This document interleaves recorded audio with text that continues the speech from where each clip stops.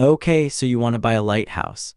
A solitary tower at the edge of the land, your own beacon sweeping across the water, the last quiet outpost between the shipping lanes and the rocks.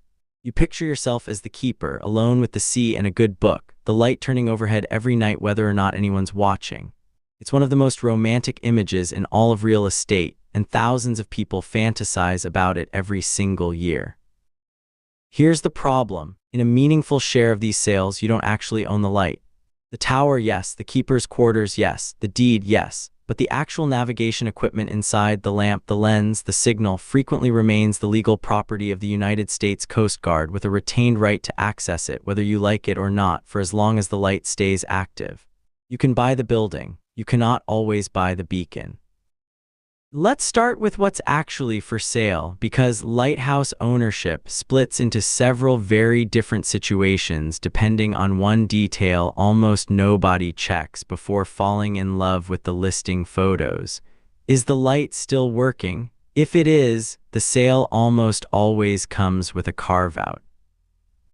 Offshore lights like Connecticut's Penfield Reef and Stratford Shoal are explicitly sold with the understanding that the structure remains an active aid to navigation, and the actual lighting apparatus stays the personal property of the Coast Guard, which retains the right to access and maintain it inside a building you now own and pay taxes on.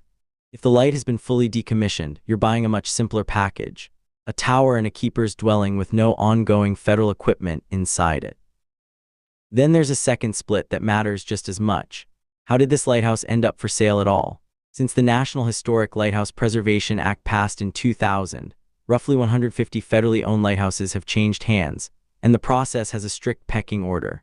The government offers each surplus lighthouse first at no cost to public bodies and nonprofit organizations willing to maintain it and keep it open to the public. About 80 lighthouses have gone this route. Only when no qualified nonprofit or municipality steps forward does a lighthouse go to public auction, where individual buyers can bid. Roughly 70 lighthouses have sold this way, raising more than $10 million for the Coast Guard's navigation budget. The uncomfortable implication is that the lighthouses that end up in a private auction are, almost by definition, the ones no preservation-minded organization wanted badly enough to take for free. So what does it actually cost to buy in?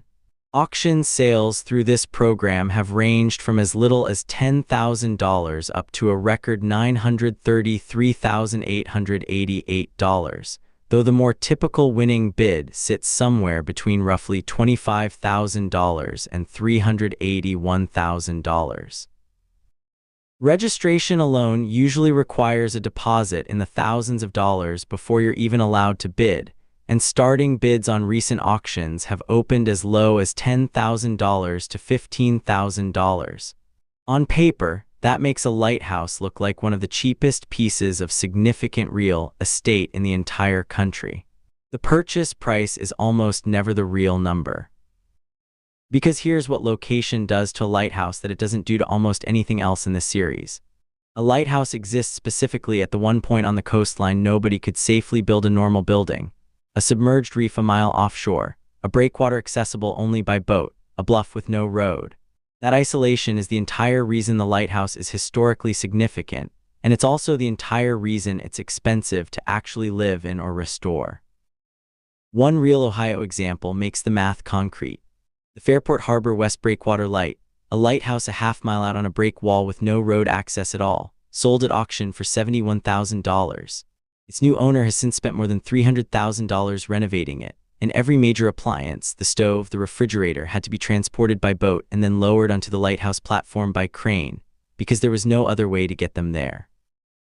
The property remains completely off the grid, run on a gasoline generator, solar panels, and a wind turbine, because there was never a power line to connect to in the first place. The $71,000 sticker price described roughly a fifth of what the lighthouse would actually end up costing. Now here's the part of this business that separates it from everything else in this series, and it's the myth almost every buyer walks in believing. You are not necessarily buying the light. At working lighthouses like Penfield Reef and Stratford Shoal, the Coast Guard explicitly retains ownership of the actual lamp and lens equipment as an active aid to navigation, along with a standing right to send personnel out to maintain it, inside a structure you now legally own. You've purchased the tower, the walls, the stairs, keeper's quarters, the entire physical shell that surrounds a piece of federal equipment you have no authority over and cannot modify or remove. It's a strange, specific kind of ownership. You can restore it, live in it, run tour out of it, but the one thing everyone associates with a lighthouse, the light itself, was never actually part of the sale. This reframes what a lighthouse economically is. It isn't a light-generating business the way a gas station is a fuel business or a cinema is a film exhibition business. In most cases, there's no product tied to the beacon at all. You don't get paid for the light working, and you can't turn it off to save money even if you wanted to. What you've actually bought is a uniquely photogenic, uniquely isolated piece of real estate, and every dollar of revenue it will ever generate has to come from something you build around that isolation. Tourism, lodging, a museum, a wedding venue, none of which have anything to do with the navigation function the building was originally constructed for. Several real examples show how differently that plays out. Start with the East Brother Light Station, a Victorian lighthouse built in 1874 on a 0.7-acre island in San Francisco Bay, converted into a 5-room bed and breakfast back in 1979 and still operating today. It's run by a nonprofit, open only a few days a week, and when the operators went looking for a new resident innkeeper couple, the reported compensation package for taking on the job was worth $130,000. That's real proof of concept. A genuinely tiny lighthouse on a genuinely tiny island can support a real payroll if the lodging business built around it is run well and marketed as the singular experience it is. Michigan's Big Bay Point Lighthouse tells a similar story on a larger scale. Converted into a bed and breakfast in 1986 with 5 guest rooms, it later came back on the market bundled with a mainland support property, listed at $1.495 million, a valuation built almost entirely on decades of functioning as an actual hospitality business rather than a static museum piece. The nonprofit museum path shows the other legitimate model. The Pensacola Lighthouse and Maritime Museum, now overseen by a nonprofit on land shared with a Coast Guard station, recently completed a 6-year restoration that cost $2.75 million. That kind of capital doesn't typically come from one private buyer's pocket. It comes from grants, donations, and museum admission revenue accumulated over years, which is exactly why the NHLPA process prioritizes handing lighthouses to nonprofits in the first place. They have fundraising infrastructure a private individual usually doesn't. Then there's the cautionary tale, and it lands directly on the legal quirk that makes this business different from the ghost town episode. The Keweenaw Waterway Lower Entrance Light in Michigan, a 68-foot tower built in 1919, was put back up for public auction specifically because its previous private steward failed to comply with the maintenance requirements attached to the property under the National Historic Lighthouse Preservation Act. Unlike a national register listed ghost town, where federal law places zero legal obligation on a private owner to maintain anything, an NHLPA-conveyed lighthouse comes with a binding covenant. Keep the structure maintained, or the government can take it back and put it up for sale all over again. It's the exact opposite legal arrangement from the ghost town business, and it's the single most important distinction a lighthouse buyer needs to understand before bidding. Beyond that covenant, there's a second layer of risk specific to where these buildings sit. Several lighthouse auctions, including a set of 3 in the Florida Keys, sit inside federally protected marine sanctuaries and, in some cases, sanctuary preservation areas where activities otherwise permitted nearby are explicitly restricted, and where marine life around the structure is protected under the Endangered Species Act. Buy the wrong lighthouse and you may find your renovation plans constrained not by budget, but by federal wildlife law. Then there's the corrosion problem that never goes away. Constant direct saltwater exposure accelerates decay in masonry, ironwork, and wiring far faster than any inland structure experiences, which is why ongoing maintenance for a lighthouse isn't a once-a-decade project. It's a permanent, compounding line item. And because most of these properties are boat or crane access only, there's no fast path for emergency services, contractors, or even a delivery truck. Everything, including help, arrives slower and costs more. Put real numbers next to each other and the spread of outcomes becomes obvious.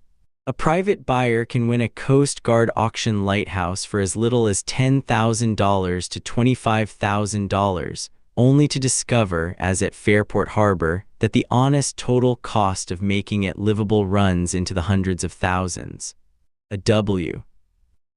L-run existing lighthouse inn like East Brother can support a real six-figure income for the people operating it once the lodging business is established and the reputation is built.